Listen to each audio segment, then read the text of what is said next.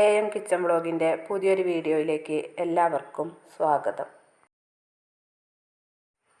ഇന്ന് ഞാൻ അപ്പം, ഇടിയപ്പം, ദോശ, പുട്ട് ഇതിൻ്റെയൊക്കെ കൂടെ കഴിക്കാൻ നല്ലൊരു ചെറുപയർ കറീൻ്റെ റെസിപ്പി ആയിട്ടാണ് വന്നിട്ടുള്ളത്. ചെറുപയർ കറിയൊക്കെ ചോറിന് ഇഷ്ടമുള്ളവർക്ക് ഇത് നല്ലൊരു കോമ്പിനേഷനാണ്. ഞങ്ങളിവിടെ ചോറിനും ഈ കറി എടുക്കാറുണ്ട്.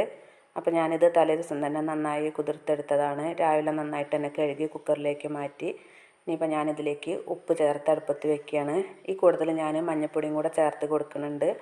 അത് ഞാൻ വീഡിയോ എടുക്കാൻ വിട്ടുപോയതാണ്. അപ്പോൾ ഉപ്പും മഞ്ഞൾപ്പൊടിയും ചേർത്ത് ഞാനിതാ ഒരു 3 വിസിൽ വരെ ഇതൊന്ന് വേവിച്ചെടുക്കുകയാണ്. ഈ സമയം വേണമെന്നുണ്ടെങ്കിൽ ഇതിലേക്ക് പച്ചമുളക് ചേർത്ത് കൊടുക്കുക. ഞാൻ പച്ചമുളക് അരച്ചെടുക്കുകയാണ് ചെയ്യുന്നത്. അപ്പോൾ ഇതാ കുക്കറൊക്കെ അടച്ച് വെച്ചു. ഇനിയിപ്പോൾ ഞാനിതിലേക്ക് അരപ്പിനും വേണ്ടിയിട്ട് ഒരു മുറി നാളികേരം ചിരകിയതും ഒരു 4 എരിവുള്ള പച്ചമുളകുമാണ് ചേർത്ത് കൊടുക്കുന്നത്. പിന്നെ ഇതിലേക്ക് ഞാൻ ഒരു 2 ചെറിയ ഉള്ളിയും കൂടെ ചേർത്ത് കൊടുക്കുന്നുണ്ട്.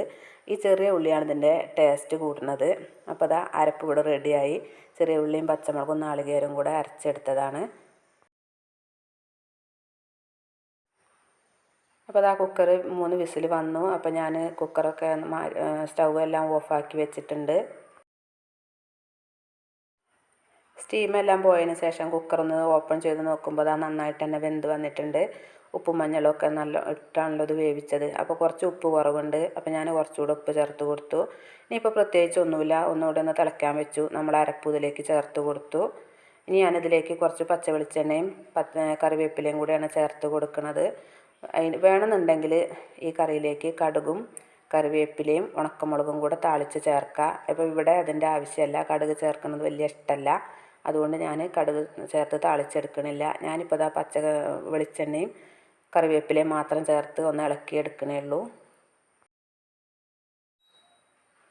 അപ്പോൾ അതാ ഞാൻ നമ്മുടെ കുക്കറൊക്കെ അടുപ്പത്തേന്ന് മാറ്റി വെക്കുകയാണ്. പിന്നെ ഞാനിന്ന് ഇതിൻ്റെ കൂടെ കഴിക്കാനായിട്ട് നല്ല ചെമ്പാവരിപ്പുട്ടാണ് ഉണ്ടാക്കിയിട്ടുള്ളത്. അപ്പോൾ ചെമ്പാവരിപ്പുട്ടും ചെറുപയർ കറി ഇന്ന് രാവിലെ ബ്രേക്ക്ഫാസ്റ്റിന് അതാണ്. അപ്പോൾ കറി ഇവിടെ റെഡിയായി. സൂപ്പർ ടേസ്റ്റാണ്.